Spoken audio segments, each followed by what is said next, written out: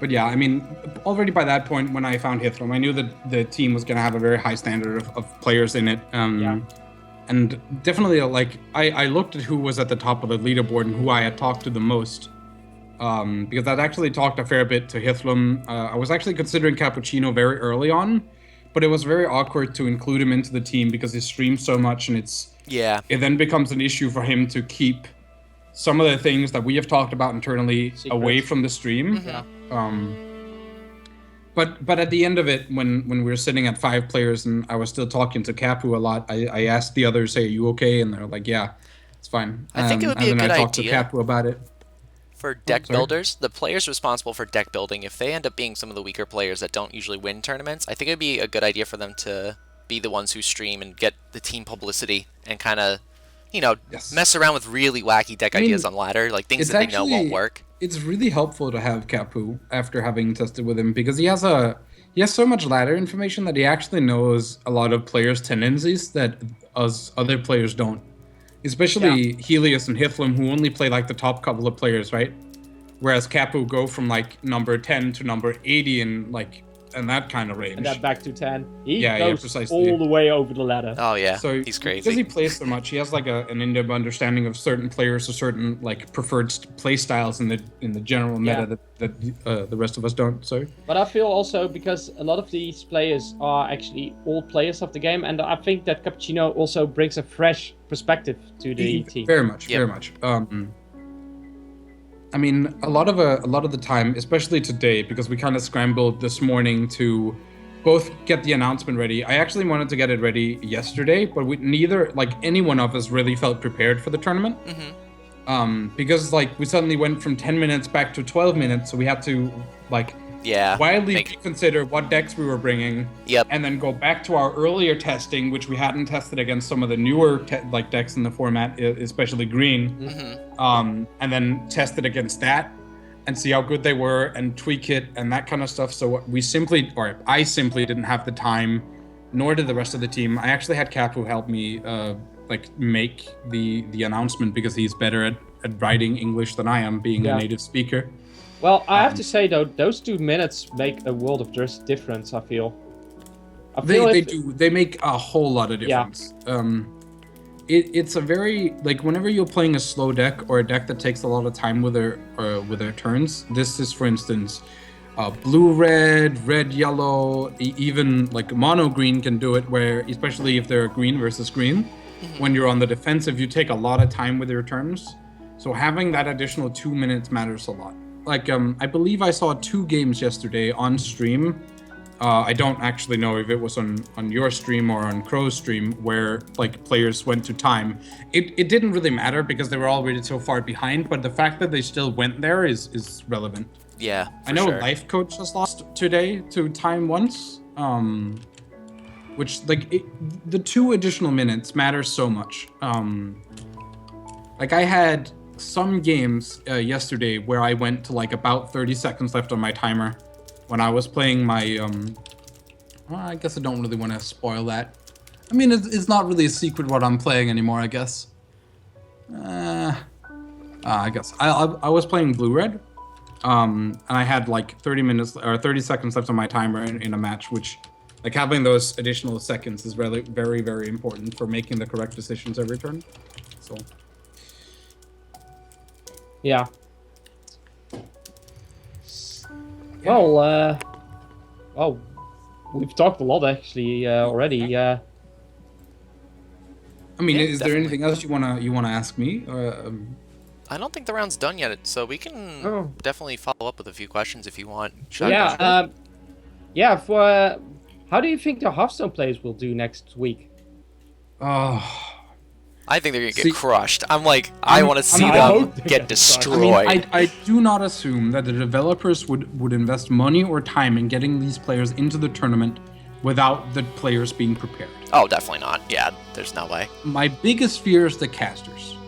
Because no matter, like, I've seen Aquablad actually play the game and stream it, right? Mm-hmm. Yeah, and he watches a lot of he tries to watch a lot of streams and follow the meta. Yeah, I think that they're doing a good job of trying to keep up. I'm just not sure how good their quality of casting is going to be. At least assume and hope that they know the meta enough to know Yeah. the stable decks and then understand the cards so Well- they can talk about it. Yeah, well, I think Aquablad will know the meta enough. I do trust Aquablad. Lofa will probably have less knowledge, I feel. Yeah. But the thing that Lofa brings is experience from his previous casting. Yes. And the thing about, and here is like, most times you have an analytical caster and someone, like I like to call it a showcaster.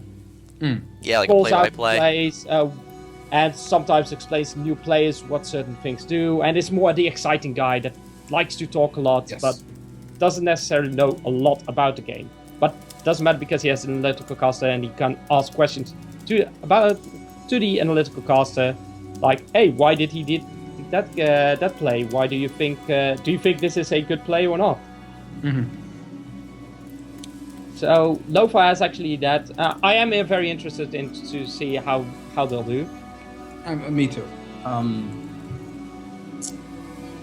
But yeah, I mean, at least life coach, I believe, is number 6 or 9 or something on the god on the god ladder at the moment. Mm-hmm.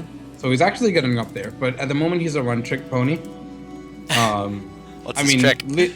literally, his decks that he are bringing for the tournament is green, green, and green. I was like, it's if I play, I'm gonna do yellow, yellow, and yellow. I think it's like rush green, green versus control, and green versus rush or something. Okay. At least he's planning matchups with it. Yeah. One color doesn't necessarily mean that you're like super narrowly skilled, but yes. It just means that you're predictable. yeah. Within a certain within a certain spectrum, right? But I hope that all the Hearthstone players are well prepared for the tournament. Yeah, I think so. I think they will be. Yeah, Especially with the money on the line. The pros can win the money too, right? Yes. Yep. Okay, so yeah, they'll definitely be well prepared. Yeah, I like. We already seen Life Coach actually join this tournament today. Yeah. And It's actually interesting because we're discussing because we faced each other early, so we wanted Life Coach to go 6-0 because he's not allowed to qualify from this qualifier, which means there's an additional spot for anyone going 5-0 or 5-1. Mm-hmm. So, I mean, it's relevant. It's kind of amusing that it's relevant.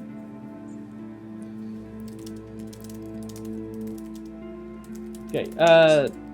Hey, quick question, Shotgun. Imperia qualified yesterday, right? Yes. Okay, he I'm did. talking to him. I'm talking to him and Nomo Dogan. Okay. Trying to set up practice sessions with them too. Nice. Yeah, Yeah, I think so- Nomo Dogan is a good shot. Helios just won his game. Nice. Did he? Yep, he's on by top. the way, yeah. Oh, so man. but by the way, yeah. No, I am actually going to do that because I know when I'm make a fuck up. So in the first game with Joyful Rogue, that I called out a misplay. I said like, yeah, no, that's definitely a misplay when he traded his Gyarados into the Apex Predator and did nothing else with it. I was thinking like, oh, he's setting up for that, but he's not really following it up, so he threw that away. Apparently, though, he knew that the Gyarados would most likely get died because he knew the try to backward was in his hand. Okay. And I probably missed that somehow. I'm sure I missed it too. Yeah. So apologies, Joyful Rogue.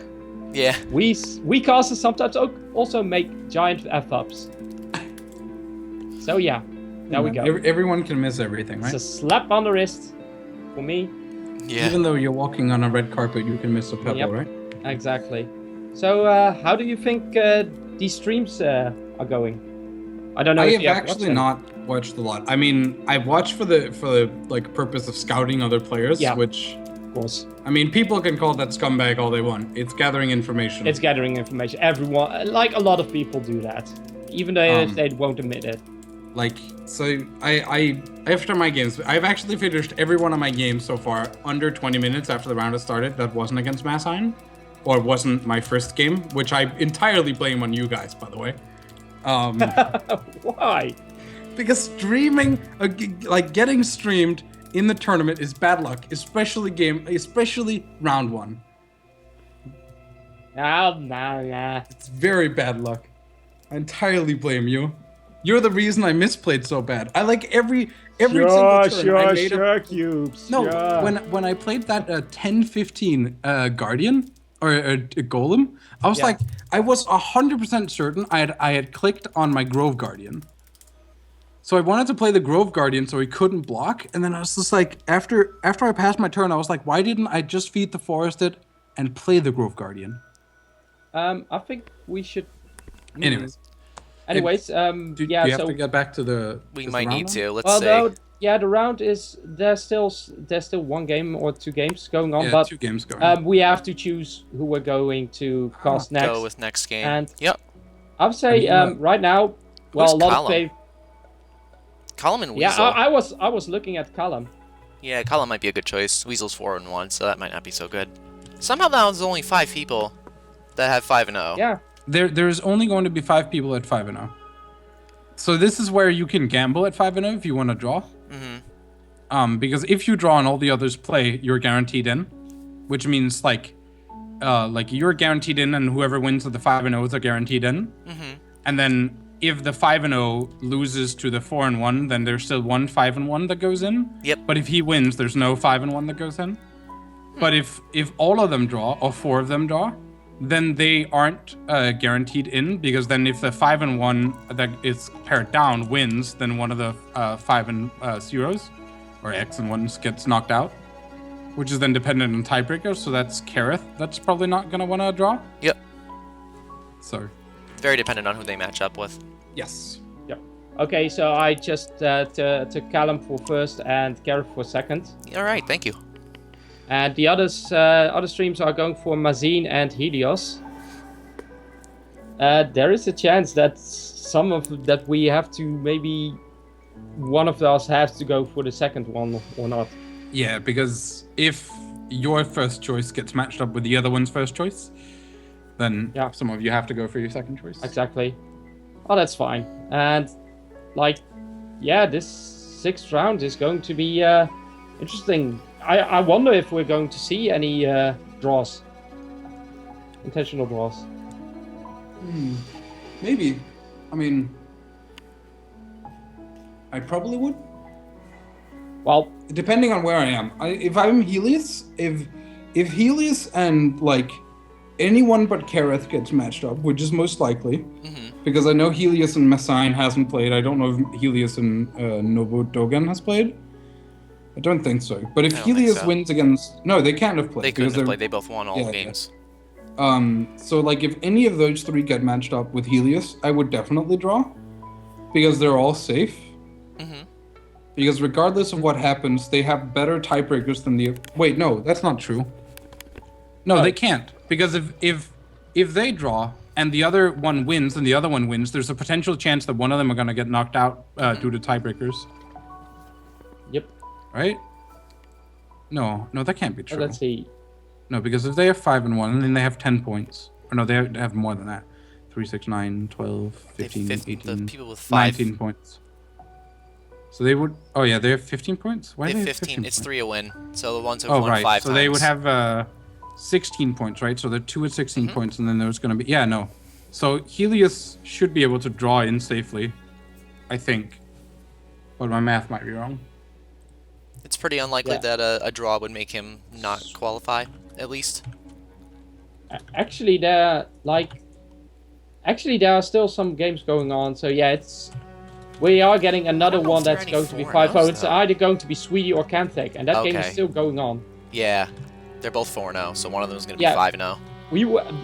I haven't heard anything from Sweetie, so yeah, they're 6-0, 6 or 5 people, 6 they people. Might still be going for their. They might actually still be in their game too. Yeah, so definitely a 6-0 is probably required here. Yeah. Or at the very least, like a 5-draw or 5-1. By the way, for people that don't know, Dan has confirmed that Geo does allow intentional draws. So okay, it's not in the rules that it's illegal. So you are also allowed to intentionally concede to your opponent. So in case you were wondering. Interesting. But yeah, let's. The intentional concede is because otherwise people just don't show up for the match, which